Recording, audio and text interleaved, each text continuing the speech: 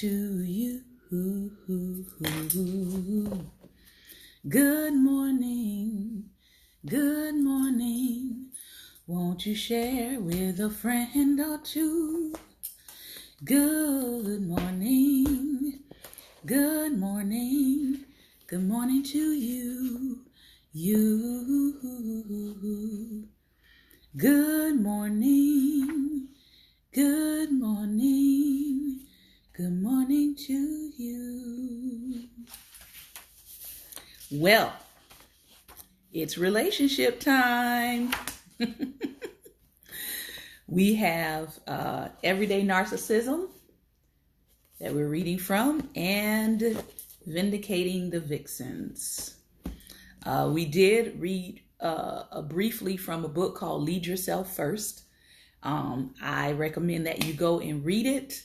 But a lot of the terms in there were sort of like technical research-based things. So I'm probably not going to continue that book for Daring Dialogues, but it is a good book about leadership and solitude.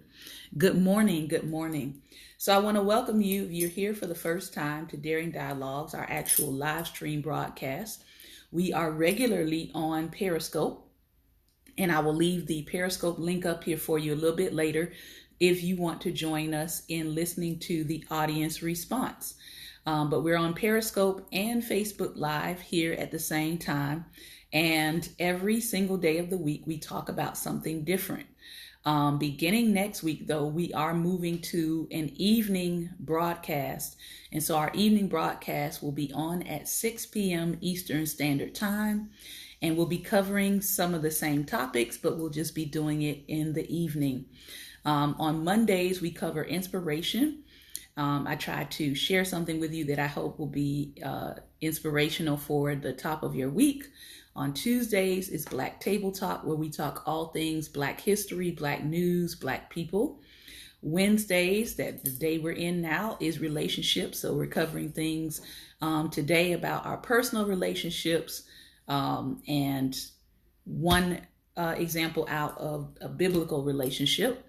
And then Thursdays is Thinking Thursdays, Theology Thursdays. Right now we're covering the history of the church, which has been quite interesting. And then Friday, we cover Healthy, Wealthy, Wise, which is a focus on your finances, business tips, and healthy living and eating tips. All right.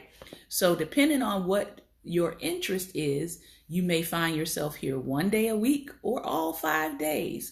Either way, we invite you to come and share with us in learning and in knowledge. So today we're going to start out with Everyday Narcissism. We've been in this book for some weeks now, and we are actually talking about how to build boundaries in your life, how to build boundaries. And I want to go over this healing activity that this particular section has before we move on. And it's talking about letting yourself make mistakes and apologizing when appropriate. Letting yourself make mistakes and apologizing when appropriate. There are some other activities in here, but I'm not going to go over them. We're going to jump past those activities, and we're going to talk about how everyday narcissism encourages resentment, something that we don't want in our life. So let's take a look first at this healing activity. Let yourself make mistakes and apologize when appropriate. As you honor and speak your truth, you will rediscover who you are, which people in your life genuinely care about you, and which ones do not. The ones who care will understand when you make a mistake and will normally accept a genuine apology. It's important to speak your truth and to do so graciously. You probably wouldn't say to your best friend, "That outfit looks awful on you."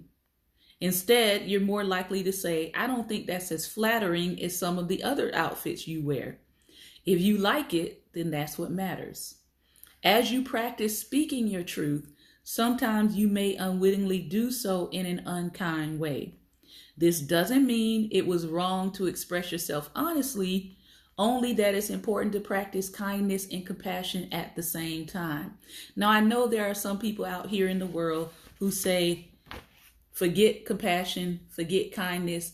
I'm just going to speak my truth and you can take it or leave it. Well, I can tell you right now, most people are going to leave it because people don't sign up to be verbally abused. Most people don't.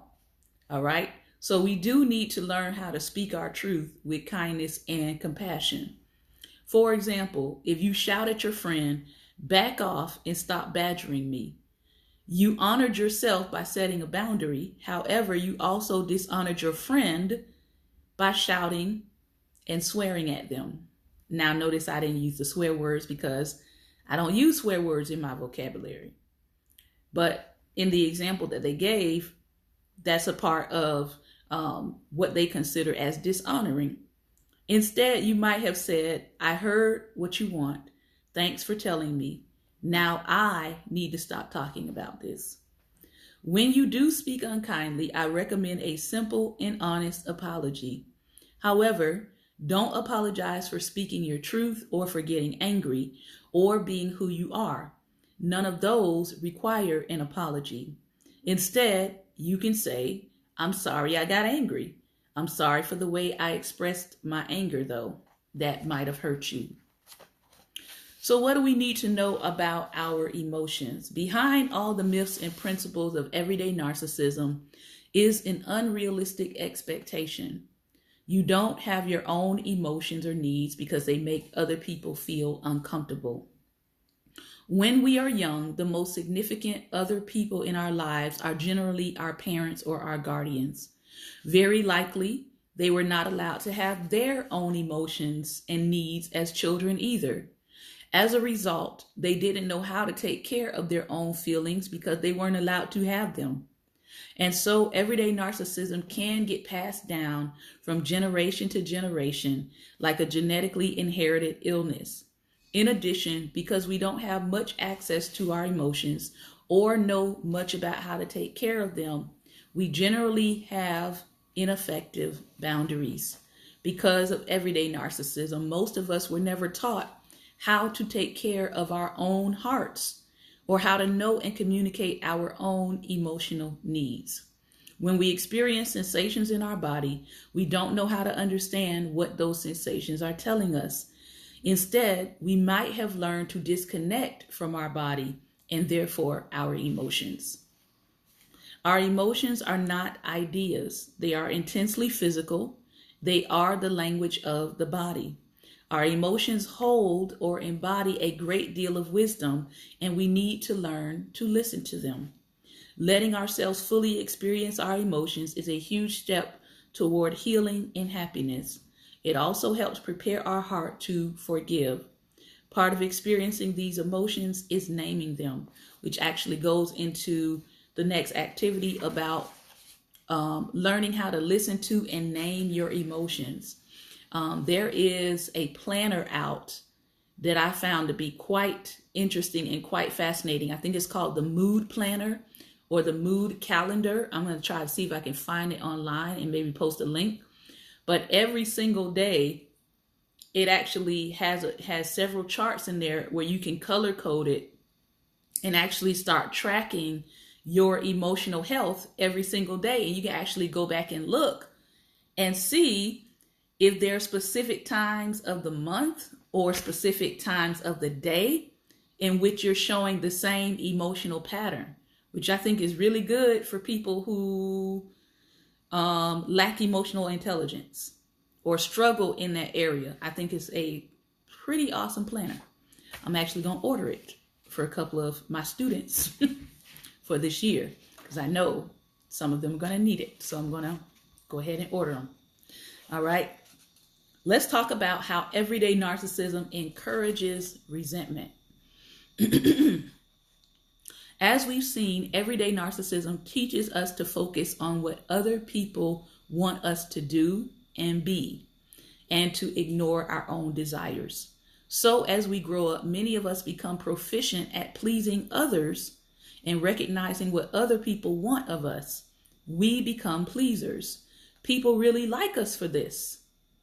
I don't think I've met anybody that didn't like someone who did what it took to please them. Nobody goes around saying, I hate people pleasers, right? Eventually, pleasing others becomes a way of life and an identity. Meanwhile, we begin to ignore our own needs and desires. We also use people pleasing as a way to avoid conflict. Because most of us know that if we tell somebody something they don't want to hear, an argument or a disagreement of some kind is going to ensue. And so if you are a person who hates arguments, who hates disagreements, who hates conflict and confrontation, you are more likely to just fall into this flow of people pleasing because you are trying to avoid conflict. We fear that any conflict with others will cause them to stop being pleased with us and perhaps not like us and perhaps disappear on us or ghost us. This is particularly true for women. We also assume that doing this will keep us safe and happy because we believe in myth number 2, that others will give us what we want and need in return. Of course, this does not work, and over time, as others fail to live up to their expectations, we become angry and resentful. So let's take a look at the case of Rosa and Jose. Rosa came to her first appointment feeling confused, scared, furious, and depressed. For the past 10 years, she had been taking antidepressants. She was not happy in her marriage and was considering an affair. This is never a good sign. Rosa had been married to her husband, Jose, for 12 years, who was a prominent physician. Rosa told me her husband's career was deeply important to him, and she sensed that she was not. Jose paid little attention to her.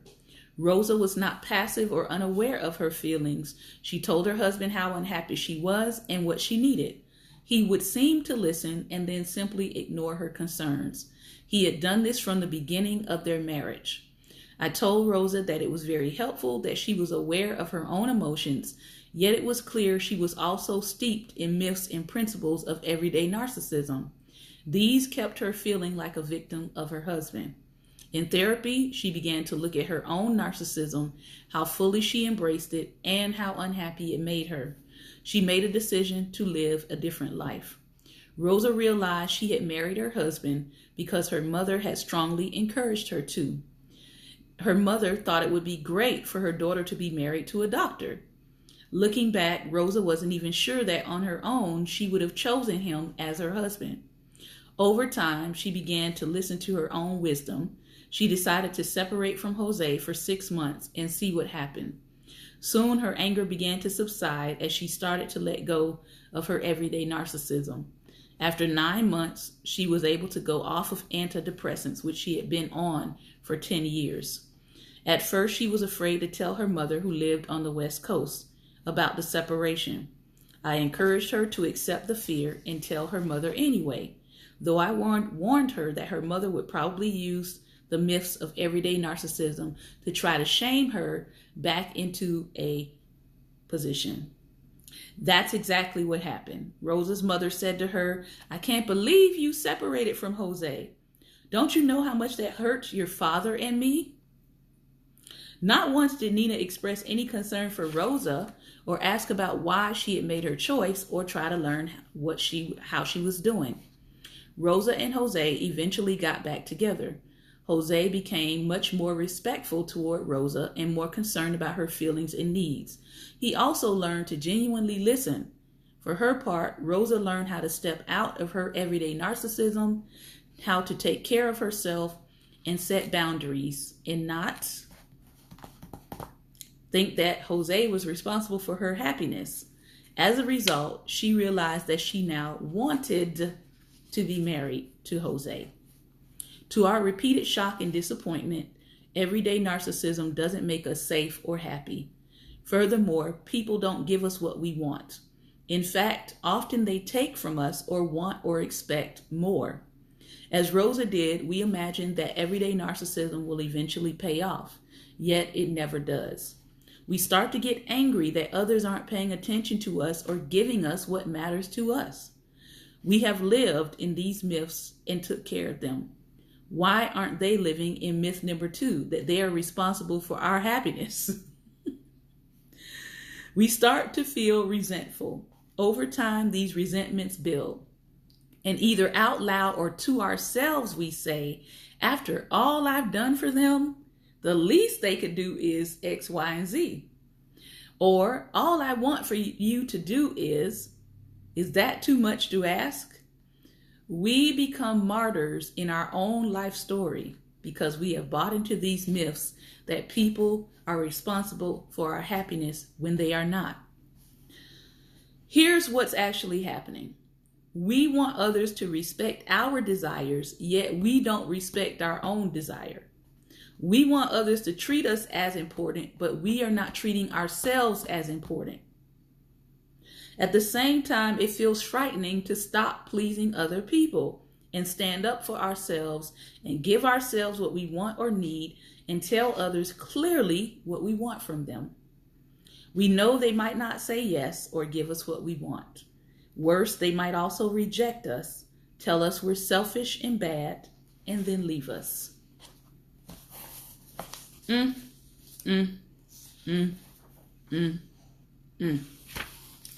Well, next week we're going to talk about trusting your feelings. I know that goes against several people's spiritual mindset, but we're going to talk about it. I think that's part of some of our problem. We're ignoring those God-given feelings about certain things. So we're going to talk about that next week in the evening time. Trusting your feelings. Now, we're going to move on to this book for the rest of our time. This book is called Vindicating the Vixens, Revisiting Sexualized, Vilified, and Marginalized Women of the Bible. This book is fire. We have been on the ongoing saga of, right now, David and Bathsheba.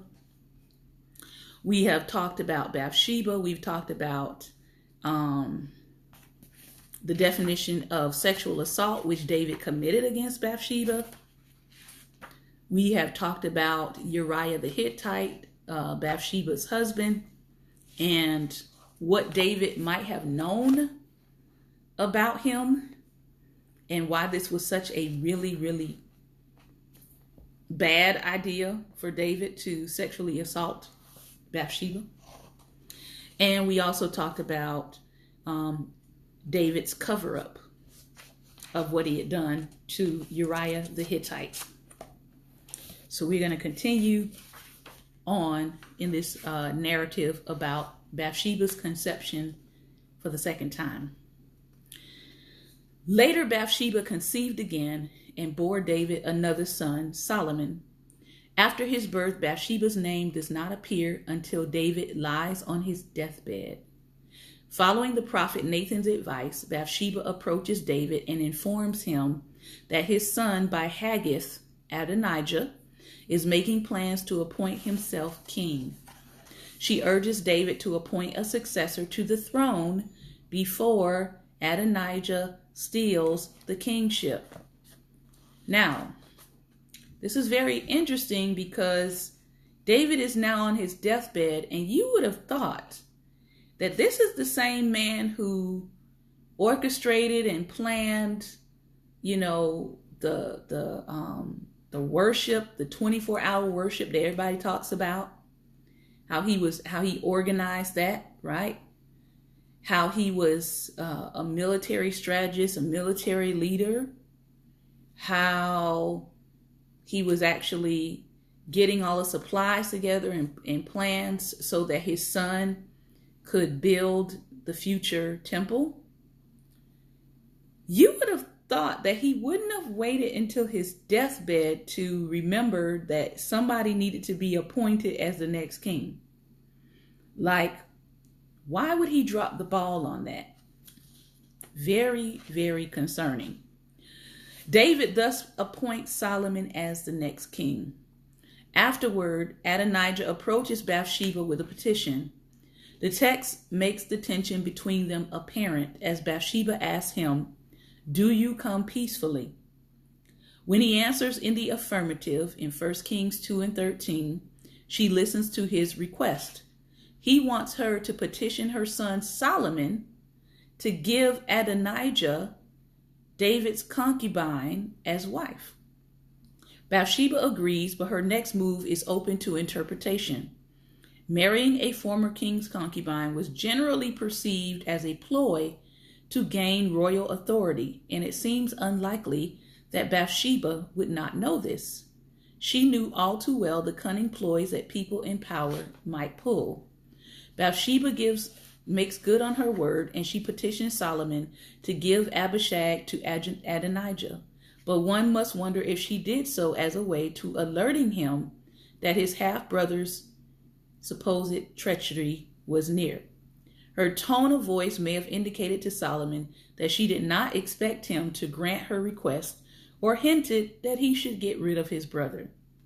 Klein says of Bathsheba, although she asked Solomon not to refuse her, her presentation of Adonijah's case assures that Solomon will refuse, thus eliminating a potential rival for the throne and a potential danger to her and her son's position. As likely expected, King Solomon's response lacks any favor toward his half-brother. He asks his mother, "And why do you ask Abishag the Shunammite for Adonijah? Ask for him the kingdom also, for he is my older brother, and on his side are Abiathar the priest and Joab the son of Zeruiah." Then King Solomon has Adonijah put to death. Wow.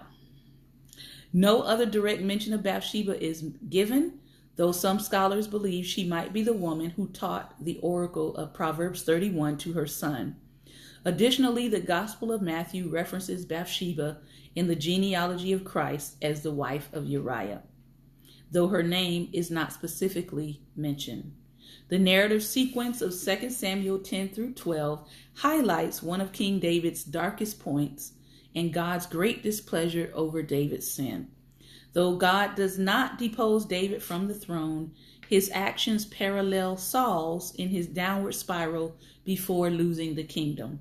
David's actions parallel those of Samson too, who also experienced grievous consequences. And somehow or another, we have a consequenceless gospel going around these days in the kingdom. I'm not going to name any names, but sin is not without consequence. Maybe without the penalty of death if you repent, but it's definitely not without consequences. Uriah represents a marked moral contrast between himself and King David. One would not expect a foreigner to show more deference toward the God of Israel than does Israel's own king.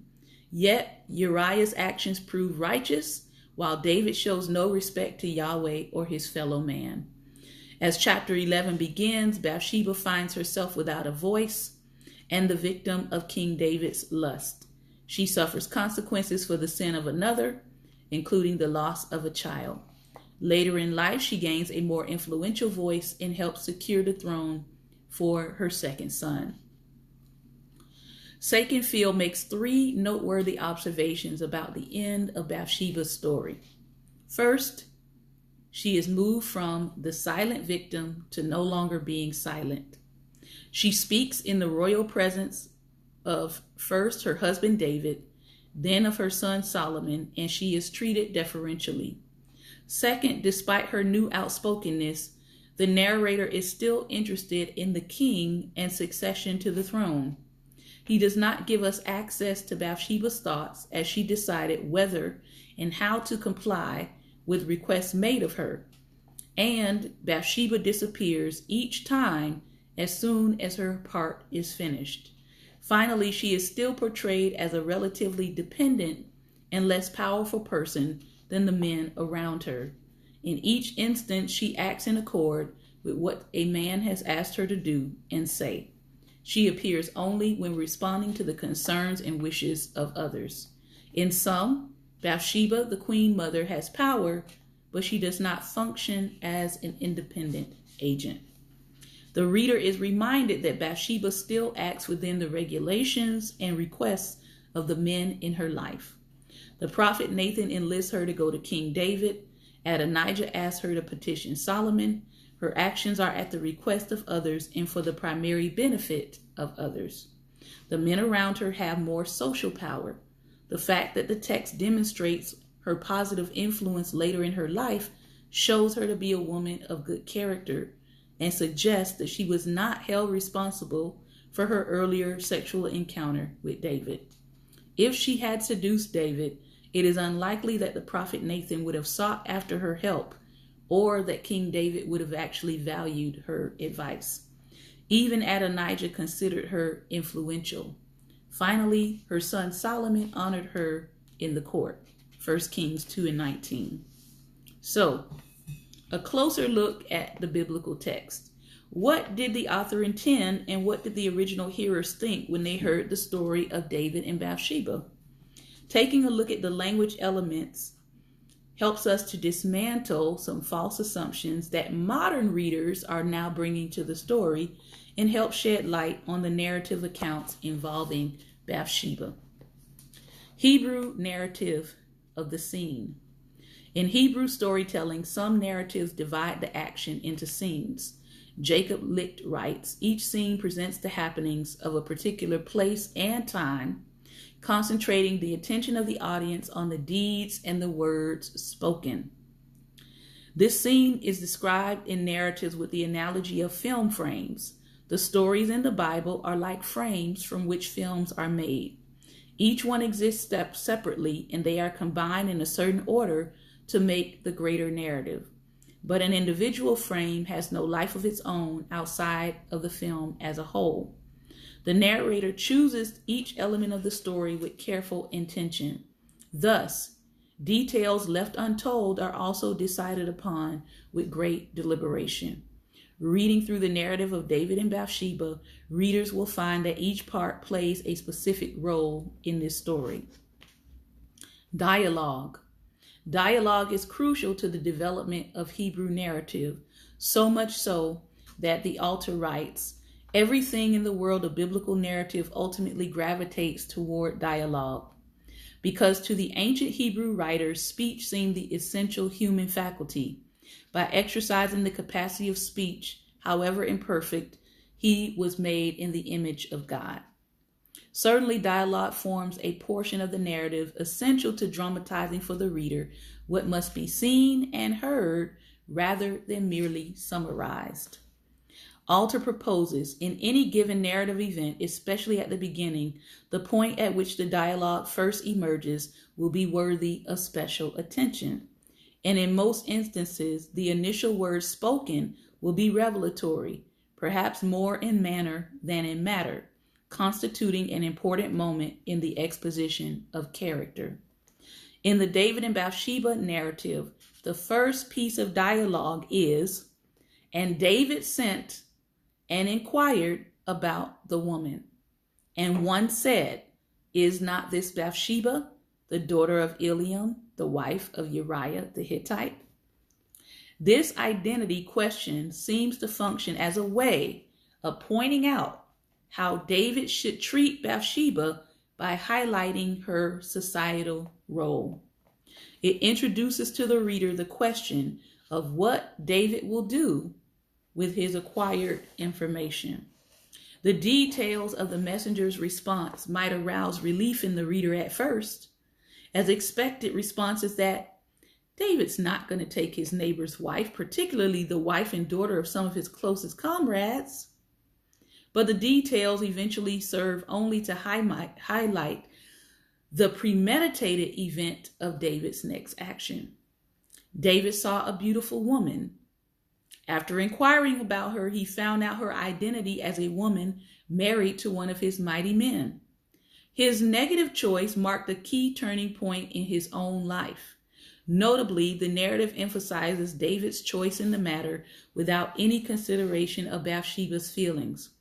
As King David had the power to dispatch messengers to inquire about her identity and use his power to objectify her, thereby nullifying her identity. Another point of interest concerning dialogue comes in the narrator's choice of the quoted dialogue between Uriah and David. When David summons Uriah home to inquire as to the state of the battle, the text does not state Uriah's response. This suggests that his response was not even important to David or to the furthering of the narrative. The narrator described the story from David's point of view only, and by contrast, direct speech is used for only what really matters to David. Little narcissistic there. Characterization. Characterization data may come from the author's description or the lack of description. Response of other characters, their names and epithets. Self-characterization, recorded thoughts, speech, actions, contrast with another's, or by their extent of development. In this story, Uriah the Hittite stands in contrast to King David. Literally speaking, Uriah serves as a foil to David. While David remains at his palace, forcing Bathsheba into his bed, Uriah is fighting loyally against the Ammonites. When David summons him home for a brief time, Uriah finds it dishonorable to sleep in his own house with his wife, while his comrades sleep outdoors on the battlefield. David, however, did not find it dishonorable to sleep with Bathsheba, his soldier's wife.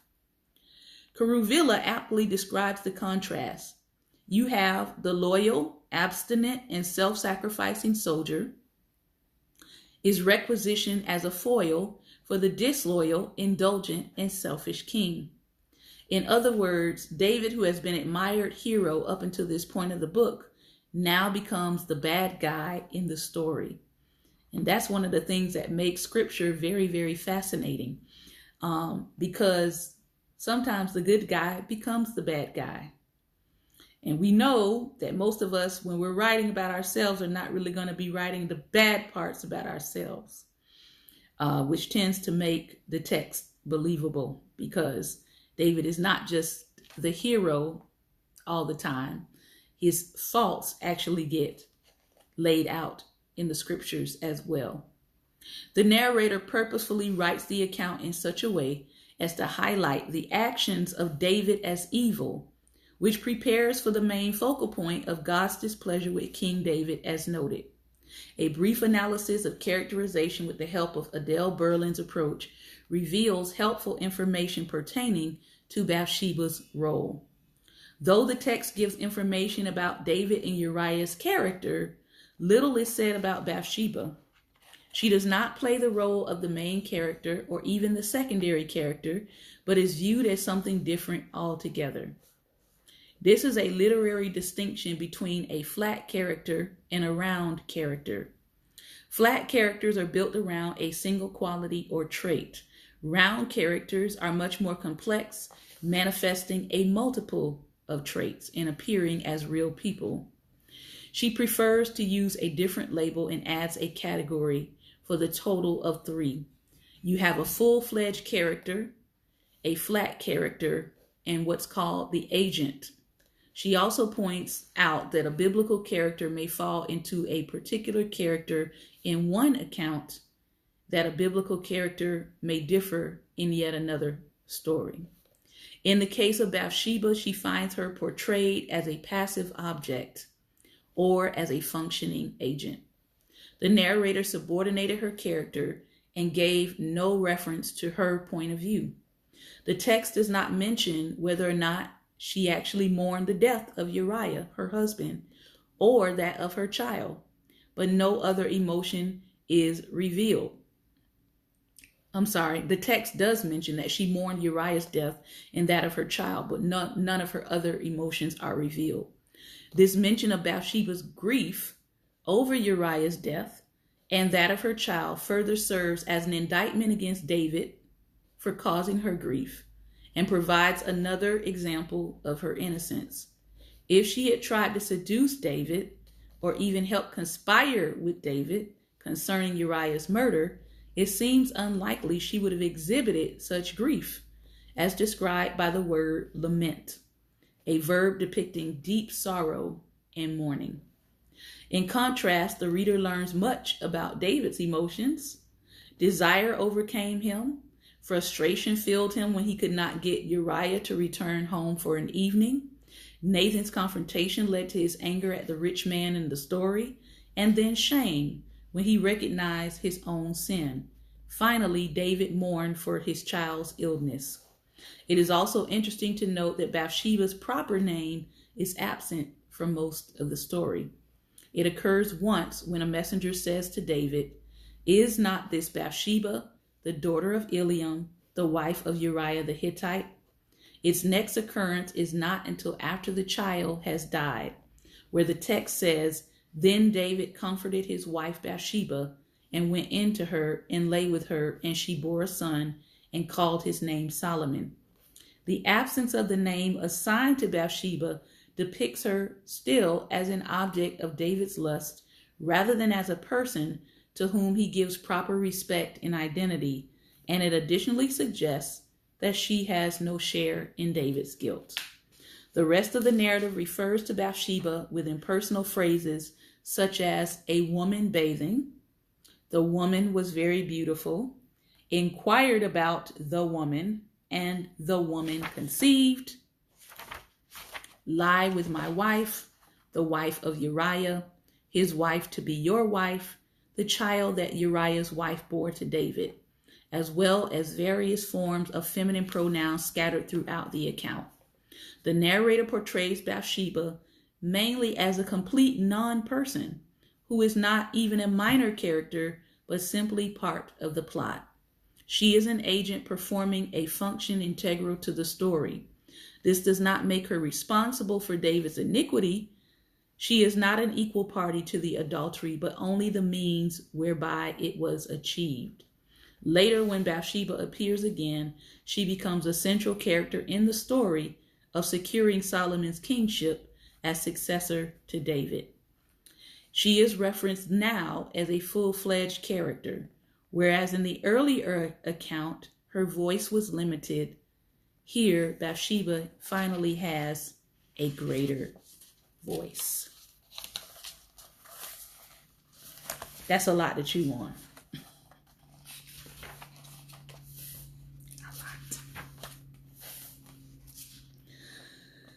I want to jump over too, because they're going to continue to talk about literary devices.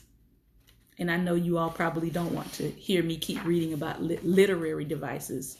So I'm going to jump over to implications for ministry and rape culture in the church. I got time today. I got time. So we're going to jump over a couple of pages and we're going to move to this section because I think this is really important. In contemplating Bathsheba's lack of responsibility, many current observations and applications call for attention. Practically speaking, some countries today have laws in place to protect minors from sexual abuse. For example, as mentioned earlier, the organization RAINN, RAINN, stipulates boundaries concerning a person's age, capacity to consent, and agreement to enact. Yet, despite protective legislation, abuse and suppression of voices still occurs.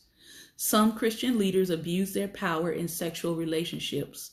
Others continue to put part of the blame on victims instead of the abusers, perhaps even more so in cases in which the abuser is in a leadership position.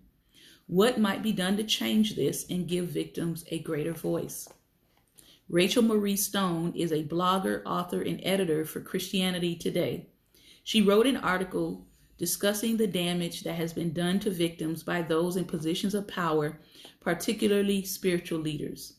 In the story of David and Bathsheba, few people would say that David did not sin, but many people also include Bathsheba as a sinner or even a seducer. In her research, Stone has discovered that all too often, people similarly put the primary blame, at least in part, in the wrong place, namely on the victim.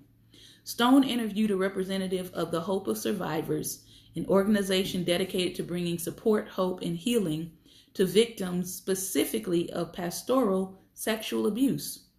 Samantha Nelson suggested to Stone that while seminaries warn pastors about the dangers of predatory women, few of them emphasize the danger of the abuse of power and becoming the predator.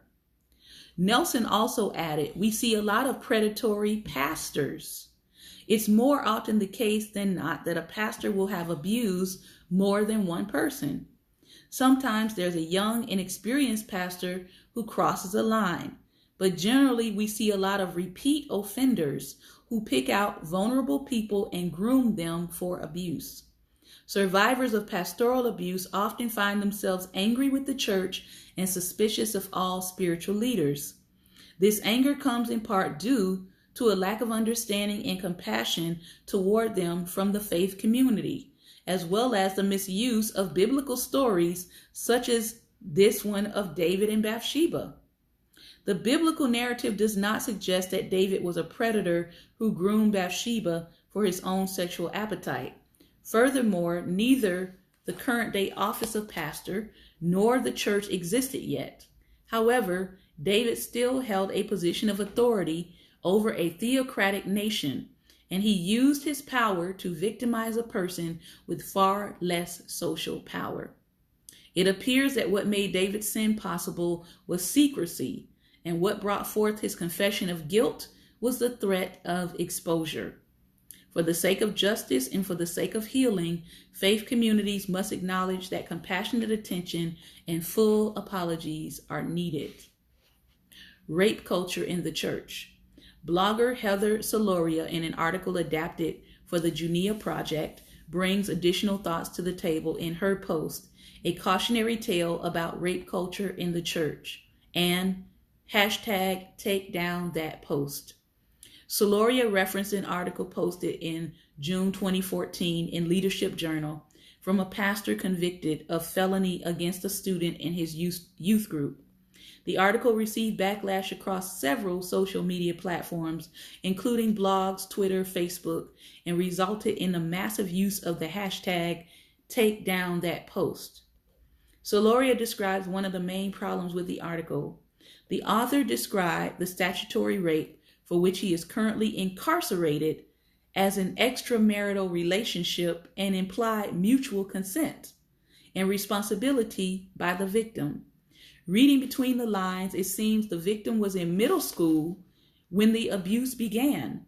In almost romantic terms, the convicted felon pastor described a slippery slope into sin, what is, in fact, textbook predatory grooming. Soloria went on to describe the predator's lack of empathy observed for the victim and the use of pronouns suggesting mutual consent. She concluded that at no point in the article were the words rape or abuse or child abuse or sexual abuse even mentioned. The fault did not rest with only the convicted felon. Soloria pointed out the failure of the editors as well. Not only does the writer fail to see the reality of his crime, since he frames it as an affair, the editors fail to recognize the whitewashing of child sexual abuse in the article. They published the article along with tags like accountability, adultery, character, failure, mistakes, self-examination, sex, temptation, showing a total lack of understanding and discernment in regards to sexual predation, child abuse, and rape culture mentality. Eventually, the editors revised the article, taking out much of the troublesome language. However, it took several days for them to comprehend these issues and make the changes. Further, the fact that this became a problem at all suggests that Christians still have a long way to go in recognizing the nature of sexual abuse by leaders. Part of the answer begins with better education about biblical narratives such as David and Bathsheba. When Christians describe the story of David and Bathsheba as an affair rather than a sexual assault, this language does not remain enclosed in classroom dialogue. It cannot help but make its way out into descriptions of current stories and events as well. So when we don't properly interpret a text, we take it into our modern day interpretation of relationships, and then we don't see sexual assault for what it is. Conclusion. Bathsheba's story and the various responses to it ought to prompt careful thought. The repercussions of allowing stereotypes of her character to continue are real. Rather than viewing her as a scapegoat for David's sin, we ought to call the situation what it is: rape of a subordinate by a man in power. As stated earlier, my own perspective changed, but there was something else I found inspiring and surprising. Some of my friends changed their perspectives too. With the wide variety of viewpoints among evangelicals, I did not expect this. Yet a few carefully phrased comments and replies did just that. After one conversation, a mentor commented, "I never thought about this before, but I wonder if Bathsheba knew that David murdered her husband. How awful it must feel to be married to the person who murdered your first husband." Bathsheba's victimization hit home for her. This all encourages me. Why? Because sometimes all it takes for the major truth of a narrative to hit the heart is a few glimpses of smaller truths within the story. Sometimes all it takes to change the culture is for a few people to start the chain of thinking that eradicates the belief that victims share partial blame for a perpetrator's sin. Sometimes all it takes is a few believers lifting up those victimized in order to give them a greater voice in their faith communities. So I have a couple of questions for you today. And if you want to respond to the questions, you can. But these are some thinking questions. Number one, in what ways have you heard Bathsheba's story portrayed through messages at church, Christian materials, and secular sources? 2, do you agree or disagree with the assertion that failing to acknowledge victims' abuse in the Bible has parallels to the church's current failure toward victims today? And number 3, how might Bathsheba's story offer comfort to victims of abuse today? Let's talk it out. Those of you who are on Facebook Live, you can join us at the link below to hear our audience response.